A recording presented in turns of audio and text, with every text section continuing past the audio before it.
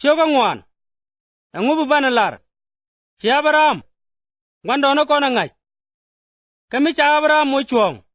kalet jente ge lot medere liang ro achi mo amyam kop ka ngu kirai kop era ro laro chi Abraham kum ngat ka cha janok ala chiang chung ne gaje teme pe ko gara ma chile cha ja de char e muj ajara min ba yik kamje ala dungde kamera ma chile ka ngada kop en moy ne tin te ga duer ka chuong en ngada mo cha ja char e chiang chung ni kay no bo jude bi right ka kwiram mi ji ko da pot ka cha char ite ga chiang chung ni atelet ke we pada ga nei tin cha duer ken pel ne tin cha duer ken wo pada ga ramin ci kwena kot alar itele ja duer lat ka pada me ka kwine ne tin cha chwel garo ki amene nei tin kan chwel ba kala kona we e cha ngalar e chang chung ne ka Abraham ka chwet wo gidi akor ka me cha chwel ki me kana ne chwel chi akore ene ngode kana ne chwel jan chwel jek ala nyus chienga chung ni me cha jek ka ngap ngode kana ne chwel lodo baje jaga gwan ne dial tin ngas akan chwel ka cha lar ite ga chiang chung ni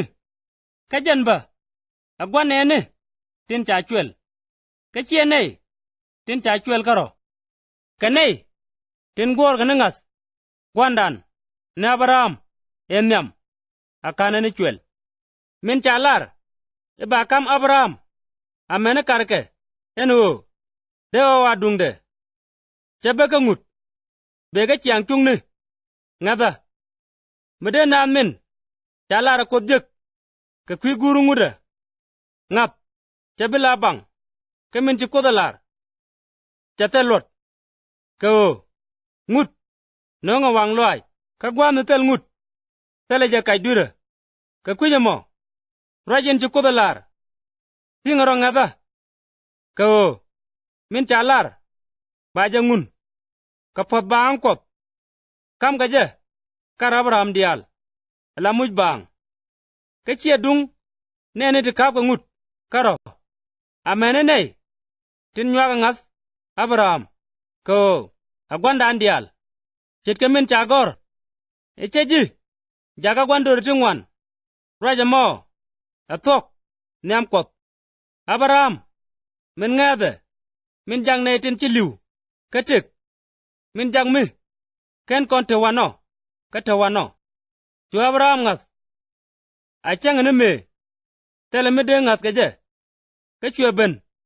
agwandur tingwan chit ke me chalar